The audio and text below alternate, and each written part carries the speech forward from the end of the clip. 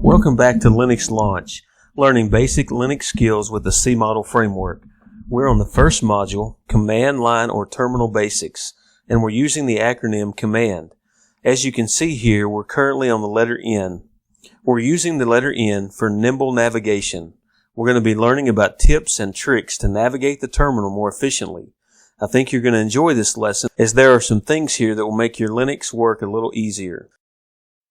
So when we go to type out a command, we may remember that we have already ran that command, so we can just use the up arrow and it will start calling back our former commands.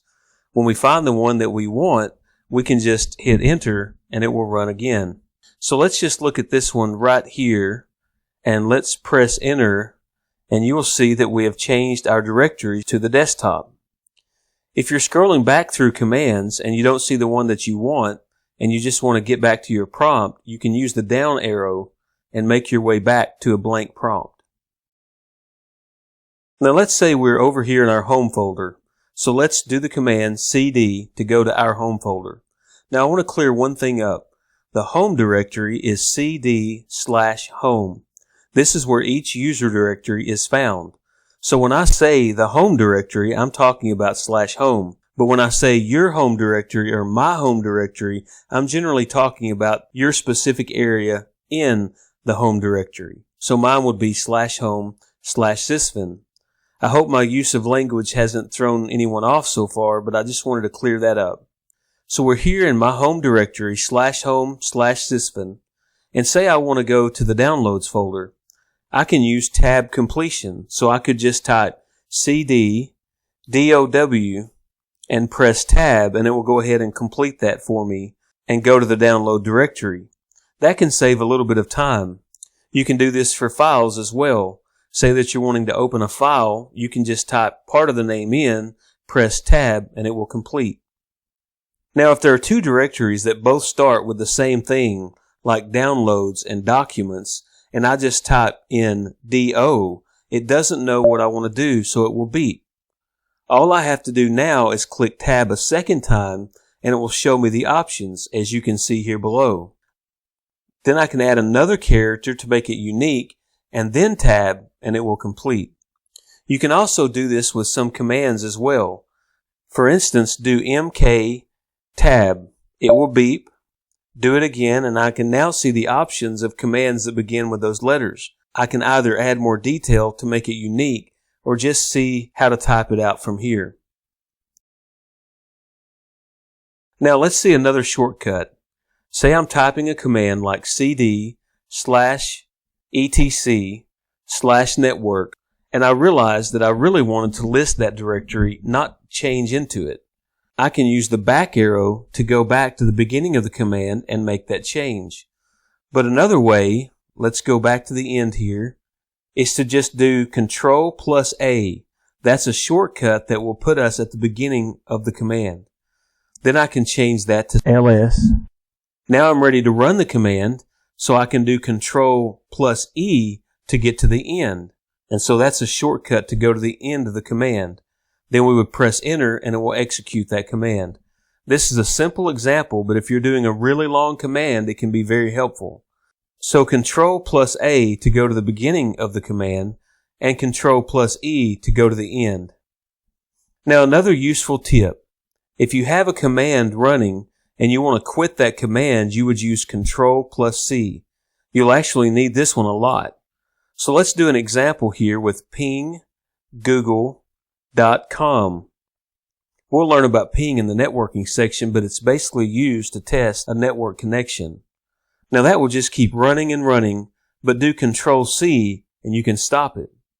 Another useful shortcut is Ctrl plus the letter U, and that deletes everything from the cursor to the beginning of the command.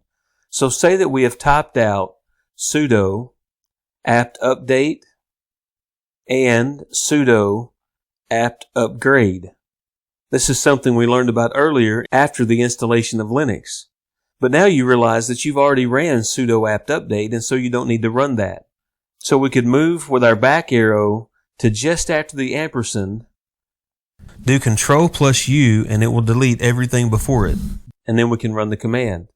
In a similar way, there's Ctrl plus K.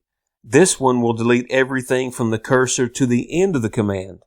Let's look at sudo apt update and sudo apt upgrade again. And suppose you decided that you only wanted to run sudo apt update and you did not need to run sudo apt upgrade. We could go just before the ampersand and press Ctrl plus K, and that will remove the rest of the command for you. Now let me show you another helpful trick. Say you know you ran a command earlier, but you can't remember what it was, but you want to run it again. You can do the history command, and it will show you all the commands that you have previously ran. Scroll back up and you can see all the commands at a glance. You not only see it, but you can get the number for it. Go back to your prompt and run exclamation point followed by that number, and that will execute that command. So say we go up here and we see a command. Let's go up a little further to say number 56, and we want to run that command again. Now we go back to our command prompt and type in exclamation point 56, and that will run that command. Let's press enter, and notice it even shows you what the command is that you ran. Now here's another shortcut, or it can be a shortcut. Let's say you ran ls/etc/network. There you can see that it lists out that directory or the contents of that directory. Now you see what happened, and you really wanted to change into that directory and not just list it. Instead of retyping the entire command, you can do the up arrow or the caret, which is right above the number 6, followed by the wrong word that you typed.